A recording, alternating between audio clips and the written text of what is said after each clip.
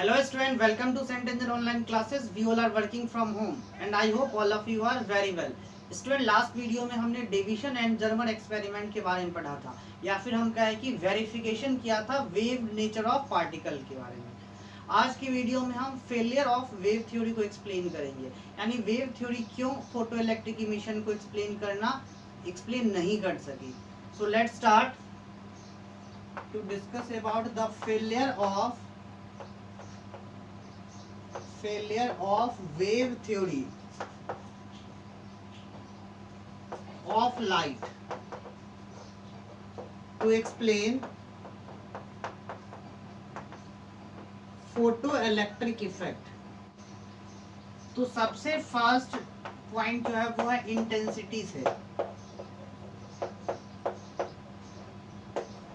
बच्चों जैसे कि आप जानते हो कि वेव थ्योरी के अकॉर्डिंग लाइट की जो इंटेंसिटी होती है वो एम्पलीट्यूड के डायरेक्टली प्रोपोर्शनल होता है, यानी अगर हम इंटेंसिटी लाइट का इंक्रीज करें तो इलेक्ट्रिक फील्ड और मैग्नेटिक फील्ड का जो एम्पलीट्यूड होगा वो इंक्रीज हो जाएगा, और एम्पलीट्यूड के इंक्रीज होने से जो इंसिडेंट लाइट की एनर्जी है वो भी इंक्रीज हो जाएगी। और जब हम किसी मेटल सरफेस पे इंसिडेंट करें किसी भी फ्रीक्वेंसी के लाइट को और इंटेंसिटी इंक्रीज करे तो इंटेंसिटी के इंक्रीज होने से according to wave theory energy increase हो जाएगा, और जब हम ज़्यादा एनर्जी देंगे तो इलेक्ट्रॉन जो इजेक्ट हो रहा है उसकी मैक्सिमम काइनेटिक एनर्जी भी इंक्रीज होनी चाहिए, मगर प्रैक्टिकली ऐसा नहीं होता। प्रैक्टिकली हम कितना भी इंटेंसिटी इंक्रीज करें maximum kinetic energy of electron क्या होता है वो कांस्टेंट रहता है, यानी इंडिपेंडेंट होता है इंटेंसिटी से, जो कि हमने फोटो इलेक्ट्रिक इफेक्ट में पढ़ा था। एक बार फिर से देखो बच्चों, जैसे कि हम वेव थ्योरी के बेसिस पे जानते हैं, आपने 11th में पढ़ा होगा कि एनर्जी जो होता है वो होता है हाफ एम ओमेगा स्क्वायर ए स्क्वायर टोटल एनर्जी। ये क्या है यहाँ पे बच्चों? एम्पलीट्यूड। अगर एम यानी एनर्जी किस पे डिपेंड करता है? एम्पलीट्यूड पे, और amplitude A square intensity directly proportional to amplitude होता है, ये तो हम पहले से जानते हैं। यानी बच्चों ये है कि अगर हम लाइट इंसिडेंट लाइट की इंटेंसिटी इंक्रीज करें तो क्या इंक्रीज हो जाएगा? एम्पलीट्यूड इंक्रीज हो जाएगा अकॉर्डिंग टू वेव थ्योरी, और एम्पलीट्यूड अगर इंक्रीज हो गया तो सिंपल सी बात है एनर्जी भी इंक्रीज हो जाएगी। अब जब एनर्जी इंक्रीज होगी इंटेंसिटी के इंक्रीज होने से तो जो मैक्सिमम काइनेटिक एनर्जी वाला इलेक्ट्रॉन है उसकी भी तो एनर्जी इंक्रीज होनी चाहिए, लेकिन ऐसा प्रैक्टिकली नहीं होता। प्रैक्टिकली हम कितनी भी इंटेंसिटी इंक्रीज करें मैक्सिमम काइनेटिक एनर्जी जो इलेक्ट्रॉन का होता है इजेक्टेड इलेक्ट्रॉन का वो इंडिपेंडेंट होता है इंटेंसिटी से। सो वेव थ्योरी ये एक्सप्लेन नहीं कर सकी कि इंटेंसिटी के इंक्रीज होने से मैक्सिमम काइनेटिक एनर्जी क्यों इंक्रीज नहीं होता, बिकॉज वेव थ्योरी के अकॉर्डिंग इंटेंसिटी के इंक्रीज होने से मैक्सिमम काइनेटिक एनर्जी का इंक्रीज होना चाहिए था, लेकिन प्रैक्टिकली ऐसा नहीं होता। तो फर्स्ट फेलियर ये है बच्चों, according to wave theory by increasing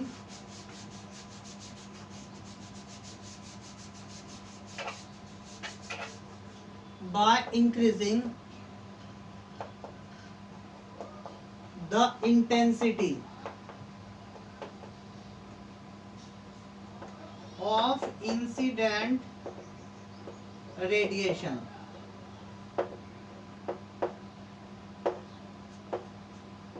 amplitude of electric and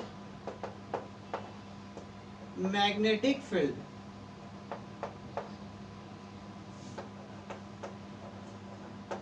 also increase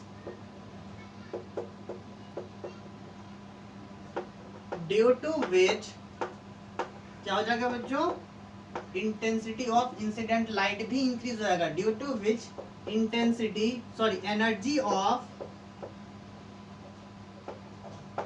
incident radiation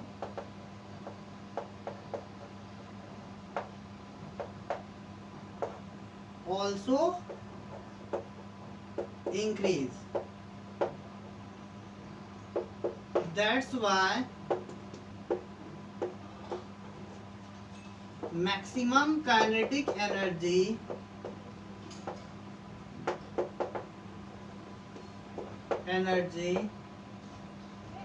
of ejected electron must be increased, but practically it does not happen.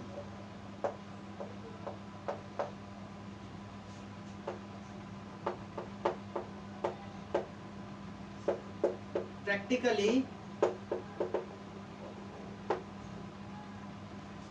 maximum kinetic energy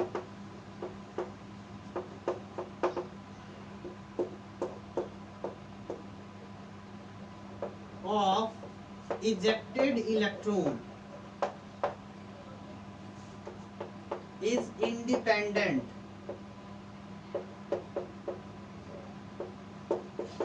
with intensity.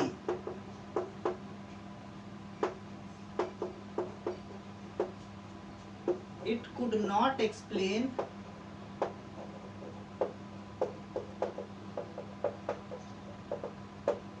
by wave theory.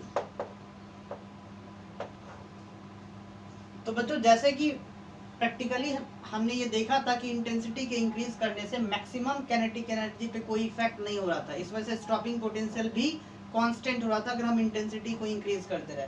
मगर हम wave theory की बात करें तो intensity के increase होने से amplitude, electric field और मैग्नेटिक फील्ड का इंक्रीज हो जाएगा, जिससे क्या हो जाएगा, इंसिडेंट रेडिएशन की एनर्जी बढ़ जाएगी। अब जब ज्यादा एनर्जी का लाइट या रेडिएशन इंसिडेंट होगा मेटल सरफेस से, तो जाहिर सी बात है जो इलेक्ट्रॉन इजेक्ट हो रहा है उसकी एनर्जी भी इंक्रीज होना चाहिए।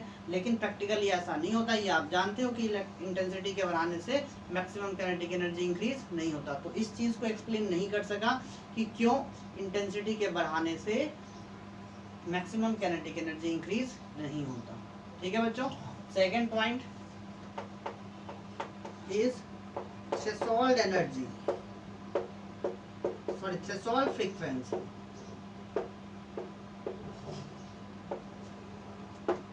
बच्चों जैसे अभी आपको मैंने बताया, वेव थ्योरी ये कहती है कि अगर हम लाइट की इंटेंसिटी इंक्रीज करेंगे तो एनर्जी इंक्रीज हो जाएगा, और एनर्जी इंक्रीज हो जाएगा तो इलेक्ट्रॉन इजेक्ट हो जाएगा किसी फ्रीक्वेंसी का। अब मान लो कम फ्रीक्वेंसी का ही लाइट है, सफिशिएंट फ्रीक्वेंसी नहीं है, कम फ्रीक्वेंसी का लाइट है, लेकिन अगर हम कंटिन्यूसली उसकी इंटेंसिटी इंक्रीज करें तो वेव थ्योरी के अकॉर्डिंग क्या होना चाहिए, एनर्जी बढ़ती जानी चाहिए। अब एक टाइम ऐसा हो जाएगा जब एनर्जी सफिशिएंट हो जाएगा तो इलेक्ट्रॉन को इजेक्ट हो जाना चाहिए, चाहे वो फ्रीक्वेंसी कोई भी हो, थ्रेशोल्ड फ्रीक्वेंसी हो या उससे ज्यादा हो या उससे कम हो। It means wave theory threshold frequency की एग्जिस्टेंस पे क्वेश्चन मार्क करता है। वेव थ्योरी के अकॉर्डिंग कोई भी इस तरह का फ्रीक्वेंसी एग्जिस्ट नहीं करता थ्रेशोल्ड फ्रीक्वेंसी के जैसा। मगर प्रैक्टिकली ऐसा देखा गया कि हम अगर किसी भी फ्रीक्वेंसी को इंसिडेंट करें तो इमिशन नहीं होगा, इमिशन होने के लिए थ्रेशोल्ड फ्रीक्वेंसी से ज़्यादा होना चाहिए। तो प्रैक्टिकली तो फ्रीक्वेंसी थ्रेशोल्ड से ज़्यादा है तभी इमिशन होगा, मगर वेव के थ्योरी के अकॉर्डिंग हम किसी फ्रीक्वेंसी को के लाइट को इंसिडेंट करें, बस उसकी इंटेंसिटी इंक्रीज करते रहे तो इमिशन हो जाएगा। तो ये एक फेलियर था जो वेव थ्योरी एक्सप्लेन नहीं कर सका। तो according to wave theory, by increasing intensity, energy of incident radiation also increase. So ejection of electron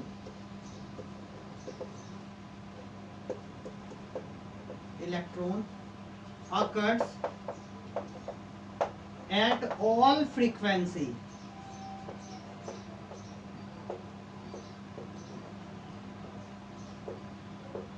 It means according to wave theory there is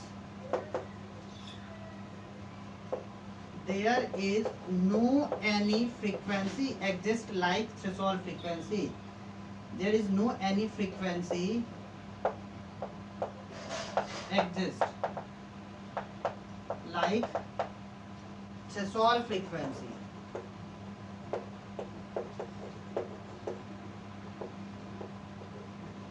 For for ejection of electron.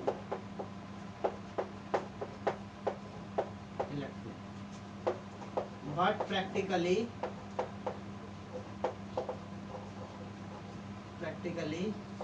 if frequency less than threshold frequency,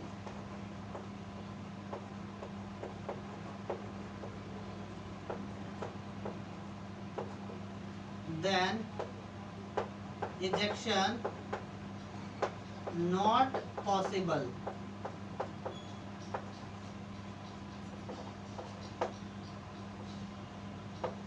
Whatever intensity increase.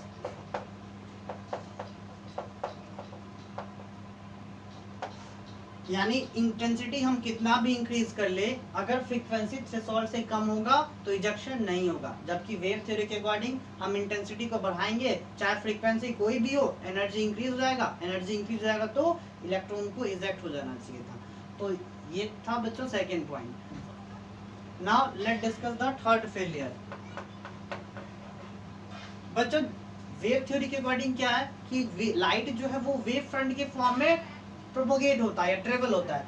For example आप मान लो ये कोई metal surface है, ठीक है। अब according to wave theory light किस form में ट्रेवल करता है? वेव फ्रंट के फॉर्म में। मान लो ये प्लेन वेव फ्रंट के फॉर्म में लाइट ट्रेवल कर रहा है। हम ये कह सकते हैं कि इस मेटल सरफेस पे प्लेन वेव फ्रंट हमने इंसिडेंट किया, ठीक है। अब अगर वेव फ्रंट के फॉर्म में लाइट प्रोपोगेट करता तो जैसे ही ये वेव फ्रंट इस मेटल सरफेस पे इंसिडेंट होता तो लार्ज नंबर ऑफ इलेक्ट्रॉन एकदम से क्या हो जाते? इजेक्ट हो जाते। बहुत सारे इलेक्ट्रॉन एकदम से, जैसे ये वेव फ्रंट मेटल सरफेस पे इंसिडेंट हुआ, उस मेटल सरफेस को एनर्जी दिया, जिस वजह से जितने भी इलेक्ट्रॉन को एनर्जी मिला सब एकदम से बाहर निकल जाते। मगर एक्चुअली ऐसा नहीं होता। एक्चुअली कैसे होता है? एक फोटोन गिरता है तो एक इलेक्ट्रॉन इजेक्ट होता है, दूसरा फोटोन गिरा तो दूसरा इलेक्ट्रॉन इजेक्ट हुआ। मगर वेव थ्योरी तो यही कहती है कि जैसे ही वेव फ्रंट इंसिडेंट होगा वैसे ही बहुत से इलेक्ट्रॉन इजेक्ट हो जाएंगे। मगर प्रैक्टिकली ऐसा नहीं होता। So according to wave theory light travel in form of wave front. So when this wave front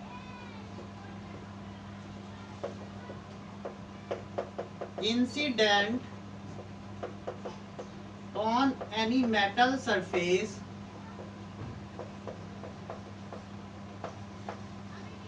large number of electron must be ejected together, but practically it is not possible या it is not happen। ठीक है बच्चों। तो wave theory के according क्या होता है? जैसे ही वेव फ्रंट के फॉर्म में लाइट किसी मेटल सरफेस पे इंसिडेंट होगा बहुत सारे इलेक्ट्रॉन इजेक्ट हो जाएंगे। मगर आपने देखा फोटोइलेक्ट्रिक इफेक्ट के एक्सपेरिमेंटल डेमोंस्ट्रेशन में कि फोटोन के गिरने से इलेक्ट्रॉन इजेक्ट हुआ। एक फोटोन गिरा एक इलेक्ट्रॉन इजेक्ट हुआ, दो फोटोन गिरा दो इलेक्ट्रॉन इजेक्ट हुआ। जबकि इसमें क्या था? साइमल्टेनियसली एक साथ बहुत सारे इलेक्ट्रॉन, यानी एक तरह से बीम ऑफ इलेक्ट्रॉन बाहर निकल जाते हैं। जैसे मान लो इस मेटल सरफेस पे वेव फ्रंट इंसिडेंट हुआ और इस मेटल सरफेस से बहुत सारे इलेक्ट्रॉन एकदम से बाहर इजेक्ट हो जाते हैं, लेकिन ऐसा एक्चुअल में होता नहीं है। Now come to the fourth drawback. Fourth drawback भी इसी टाइप का बच्चों कि जैसे कि वेव थ्योरी ने कहा लाइट किस फॉर्म में ट्रेवल करता है? वेव फ्रंट के फॉर्म में ट्रेवल करता है। वेव फ्रंट क्या है? एनर्जी का distribution.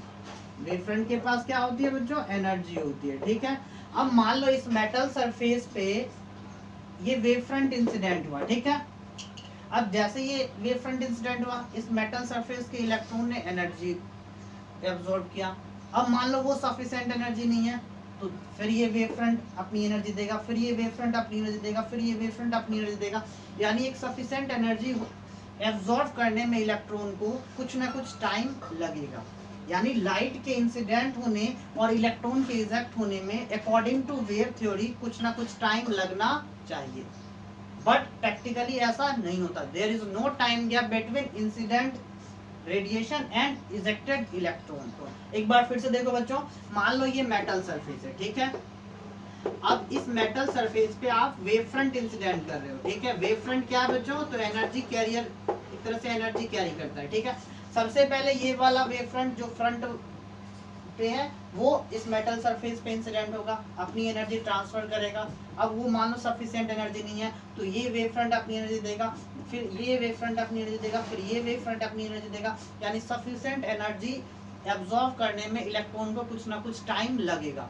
After that ejection takes place, but actually ऐसा नहीं होता। There is no time gap between incident photon and ejected electron. तो थर्ड फोर्थ ड्रॉबैक क्या है बच्चों, टाइम लैग से related. According to wave theory, light travel in form of wave front.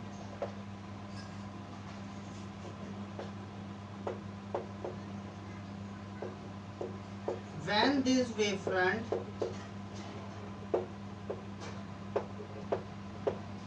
incident on any metal surface,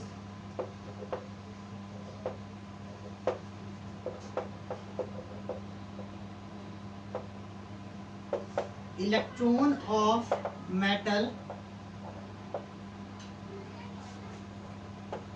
absorb energy from wave front and take some time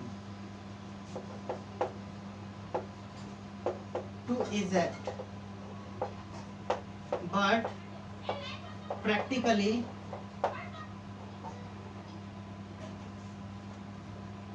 there is no time gap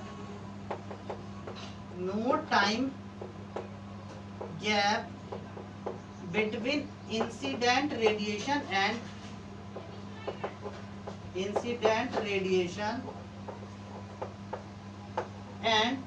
ejection of electron।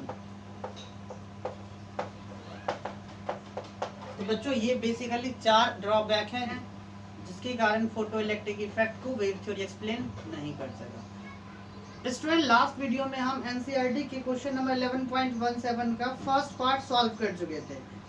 आज हम second part solve करेंगे। Question number 11.17 second part. According to question find the de Broglie wavelength of neutron. हमें neutron का de Broglie wavelength find करना है, ठीक है बच्चों। Having average kinetic energy of 3/2 kT at 300 Kelvin. Temperature given है बच्चों 300 केल्विन।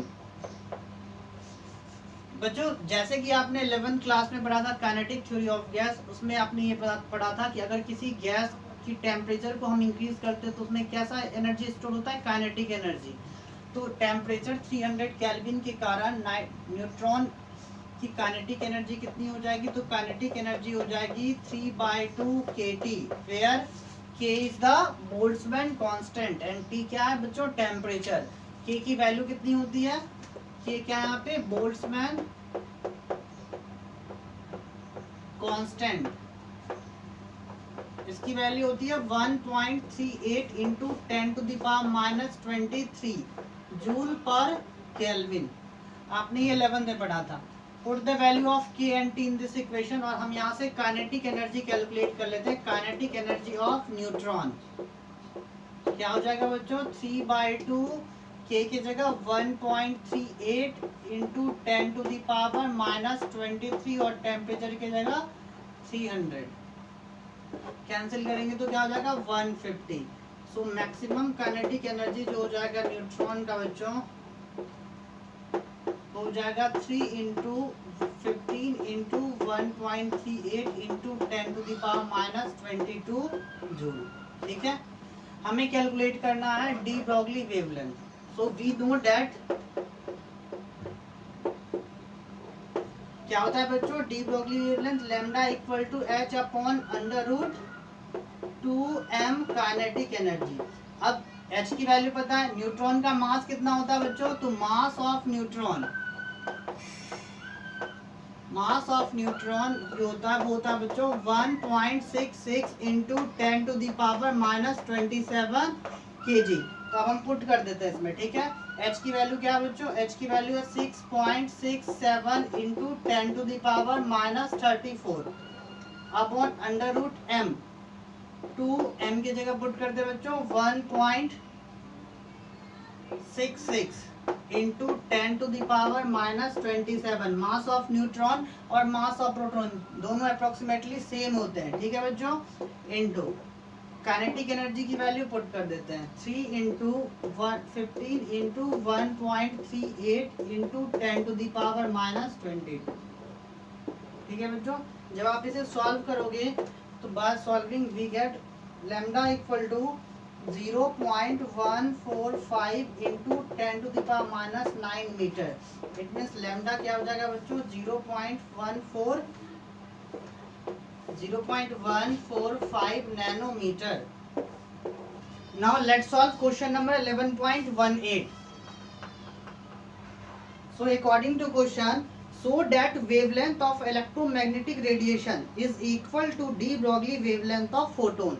यानी इलेक्ट्रोमैग्नेटिक रेडिएशन का जो वेवलेंथ होता है फोटोन के डी ब्रॉगली वेवलेंथ के इक्वल होगा, वो हमें प्रूफ करना है। So we know that according to Planck quantum theory, Planck quantum theory क्या होता है बच्चों, तो वेवलेंथ ऑफ इंसिडेंट रेडिएशन या रेडिएशन इलेक्ट्रोमैग्नेटिक रेडिएशन क्या होता था बच्चों, lambda equal to H upon p. Consider equation first, this is the wavelength of radiation. Now according to de Broglie के अकॉर्डिंग वेवलेंथ क्या होता है बच्चों, de Broglie wavelength is equal to H upon M V. अगर हम photon के लिए लिखे 4 photon, de Broglie wavelength of photon equal to H upon M into C हो जाएगा। ठीक है, और एम इंटू सी क्या हो जाता है बच्चों, momentum of photon. It means de Broglie wavelength of photon equal to H upon p. So from equation first it is clear that de Broglie wavelength of photon is equal to wavelength of electromagnetic radiation. Now let's solve next question, question number 11.19. So student, what is the de Broglie wavelength of nitrogen molecule in air at 300 Kelvin? तो temperature given है बच्चों, temperature given है 300 kelvin. Nitrogen molecule, nitrogen diatomic होता है ना बच्चों, nitrogen molecule, assume that molecules is moving with root mean square speed of molecule of this temperature। atomic mass of nitrogen, nitrogen का atomic mass कितना given है बच्चों, मास of nitrogen given है 14.007 AMU। ठीक है बच्चों, अब नाइट्रोजन मॉलिक्यूल्स का मास क्या हो जाएगा, मास of nitrogen molecule 2 times 14.007 AMU। It means 28.014 AMU या सिंपल यू। ठीक है, एटॉमिक मास यूनिट आपको पता होगा। ठीक है, अगर हम एक AMU की बात करें तो एक AMU कितने केजी के इक्वल होता है बच्चों, 1.67 इंटू 10⁻27 kg, लगभग मास ऑफ प्रोटॉन के इक्विवेलेंट होता है। तो मास ऑफ नाइट्रोजन मॉलिक्यूल क्या हो जाएगा 28.014 into 1.67 into 10 to the power minus 27 kg। It means बच्चों मास पता है नाइट्रोजन मॉलिक्यूल का, ठीक है, और टेम्परेचर ही पता है। हमें कैलकुलेट करना है de Broglie wavelength. So de Broglie wavelength क्या हो जाएगा, lambda equal to H upon under root 2m kinetic energy. ठीक है बच्चों, अब काइनेटिक एनर्जी कैसे कैलकुलेट करेंगे, तो ये हो जाएगा h upon under root 2m। अब काइनेटिक एनर्जी क्या होता है, टेम्परेचर के कारण, अभी मैंने बताया था 3/2 kT, तो पुट कर दे 3/2 kT, 2 से 2 कैंसिल, तो ये क्या हो जाएगा बच्चों, h upon under root 3m kT। तो de Broglie wavelength of nitrogen molecule is equal to H की value 6.63 into 10 to the power minus 34 upon under root 3। Mass of nitrogen molecule 28.014 into 1.67 into 10 to the power minus 27। बस calculative है बच्चों, otherwise कुछ भी नहीं question में। के की वैल्यू क्या है बच्चों, 1.38 into 10 to the power minus 23, और टेम्परेचर कितना है बच्चों, 300 Kelvin. By solving we get 0.028 nanometre.